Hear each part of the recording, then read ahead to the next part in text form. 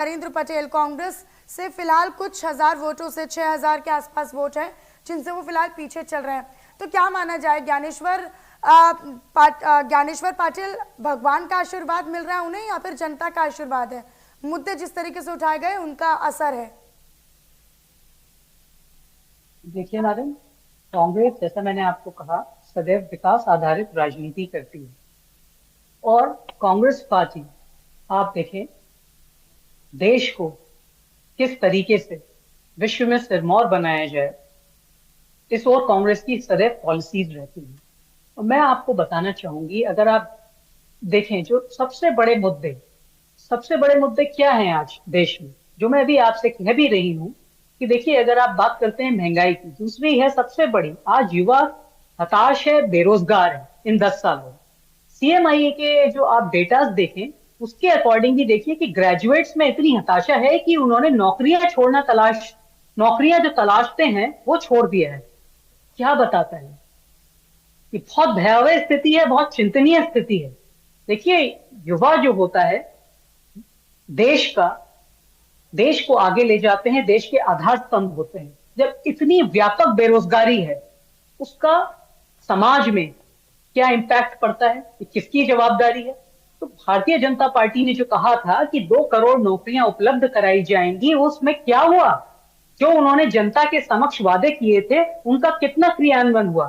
देखिए देश की जनता जब वोट डालती है तो इस ओर भी अपना, अब जो आपने कहा वो आपको डिलीवर करना पड़ता है, तो वो देख रही है। और मैं उसी आधार पर आपको कह रही हूं कि आप देखिए अभी तो मैं आपको आश्वस्त करती हूं कि कांग्रेस और हमारा alliance, Congress will form the government. आप लेकिन देखिए अनुराधा ना, जी, इससे पहले जब मध्य प्रदेश में विधानसभा चुनाव हुए थे तो उसमें एक बहुत बड़ा जो फैक्टर था वो महिलाओं का रहा। शिवराज सिंह चौहान को क्यों बड़ी जीत मिली थी, सरकार को क्यों बड़ी जीत मिली? वो इसलिए क्योंकि लाडली बहना योजना ने जो काम किया, और एन समय पर जब प्रधानमंत्री आते हैं वो ये कहते हैं कि बहनों का आशीर्वाद लेने के लिए आया हूं, तो कहीं ना कहीं वो बहुत बड़े फैक्टर हो गए थे विधानसभा चुनाव में। कमोवेश यही प्रचार के दौरान हमने देखा कि किस तरीके से महिलाएं जो हैं, और जब वो प्रधानमंत्री मंच पर पहुंचते हैं तो बुजुर्ग महिलाएं उनसे वार्तालाप करती हैं, तो कहीं ना कहीं कनेक्ट फील करते हैं लोग प्रधानमंत्री से जब प्रधानमंत्री पहुंचते हैं। तो एक बहुत बड़ा फैक्टर आप नहीं मानती है कि हो जाता है? इस पर मैं आपका रिएक्शन लूंगी, लेकिन इसी बीच एक बड़ी जानकारी, मध्य प्रदेश के सभी सीटों के रुझान सामने आ चुके हैं। ये बड़ी जानकारी, सभी 29 सीटों पर बीजेपी आगे चल रही है।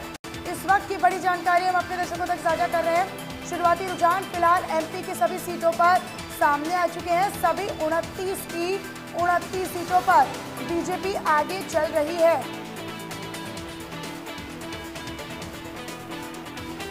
तो एमपी की सभी सीटों पर रुझान जो है वो सामने आ चुके हैं। अनुराधा जी, इसी पर सबसे पहला आपका रिएक्शन, रुझानों में 29 की 29 सीटें बीजेपी के खाते में।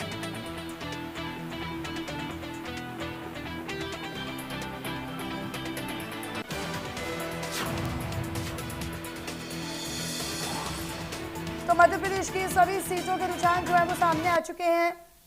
अनुराधा जी, इसी पर आपका रिएक्शन, 29 सीटें, लेकिन 29 की 29 पर बीजेपी आगे चल रही है, अब क्या कहेंगे रुझान?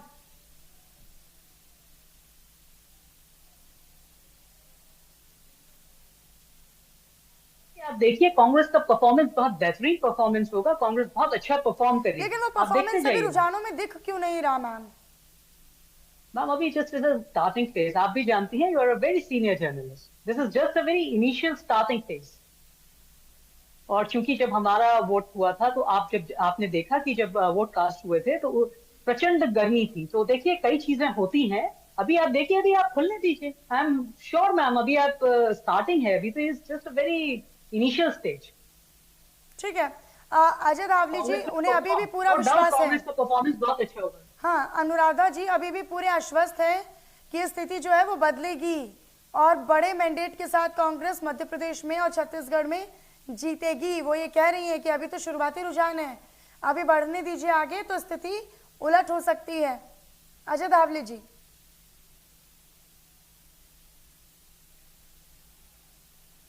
चलिए अजय धावली जी से मैं संपर्क हम करेंगे दोबारा से और यही सवाल मैं उनसे लूंगी, लेकिन इसी बीच जानकारी हम अपने दर्शकों तक साझा कर रहे हैं। मध्य प्रदेश की सभी सीटों के जो रुझान हैं वो सामने आए हैं। सभी 29 सीटों पर फिलहाल बीजेपी जो है वो आगे चल रही है। छत्तीसगढ़ की भी टैली हम आपको दिखा रहे हैं। मध्य प्रदेश